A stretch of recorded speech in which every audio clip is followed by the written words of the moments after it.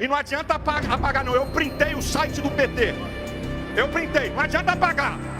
Em 2016, o PT disse o seguinte: Alexandre de Moraes, então ministro da Justiça de Temer, o PT chamou ele de golpista e de que recebeu 4 milhões de reais de uma empresa que estava sendo investigada pela PF. O PT insinuou que Alexandre de Moraes é corrupto. Sabe o que aconteceu? Nada! Nada!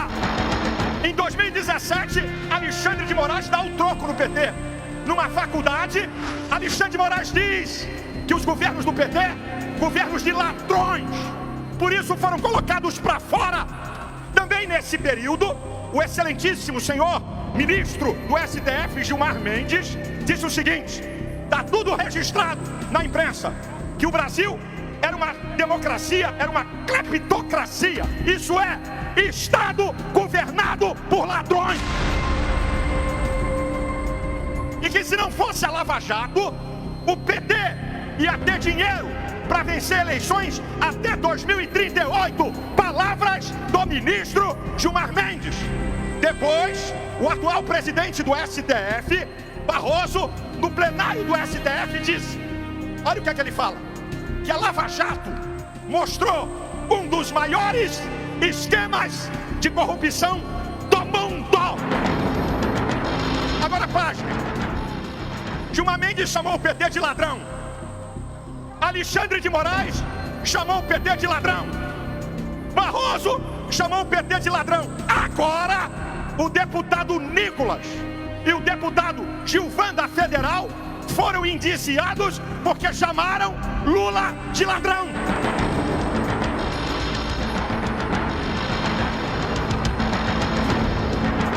Me ouçam agora cuidadosamente, com muita atenção, por favor.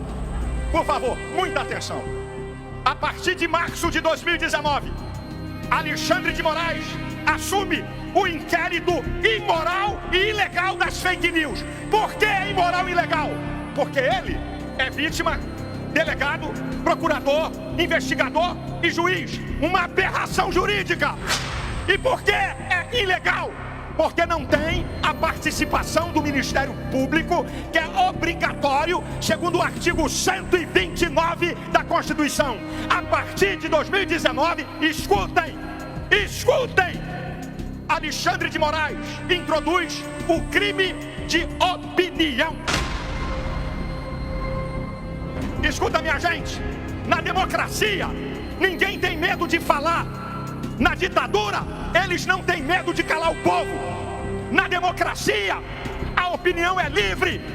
Na ditadura, a opinião é crime. E vocês sabem o que Alexandre de Moraes fez? Cerceou redes sociais do povo, censurou deputados, fez uma lambança. Eu pergunto a vocês: qual é o crime do jornalista Oswaldo Eustáquio, que foi preso e ficou paralítico por um acidente? Matou? Não. Roubou? Não. Estuprou? Não. Sabe por que ele foi preso? Crime de opinião. Por que o deputado Daniel Silveira está preso até hoje? Roubou? Não. Matou? Estuprou? Crime de opinião. Por que Alan dos Santos está foragido na América e a turma do Hipócrita e outros mataram, roubaram, estupraram? Crime de opinião. Mas a saga do ditador Alexandre de Moraes não para. Em 2023, escuta, gente, eu estou falando de história. Em 2023, Alexandre de Moraes ameaça suspender o Telegram. Sabe por quê? Porque essa plataforma deu um alerta àqueles que a utilizam, dizendo do perigo de ser aprovado o PL, projeto de lei das fake news. Projeto de lei das fake news, porcaria nenhuma. Projeto de censura, apoiado pelo PT, pela esquerda e por Alexandre de Moraes. Eu queria dizer uma coisa, porque há 2 anos, não é Elon Musk não, há 2 anos eu chamo Alexandre de Moraes de ditador da toga. Alexandre de Moraes Quem te colocou como censor da democracia? Quem é você para dizer o que um brasileiro pode ou não falar? Eu já vou terminar. Mas escute, todo ditador tem um modus operandi. Escute isso. Todo ditador tem um modus operandi. Prende alguns para colocar medo nos outros, para que ninguém o confronte. Todo ditador tem uma imprensa oficial. A Folha de São Paulo e o Metrópolis.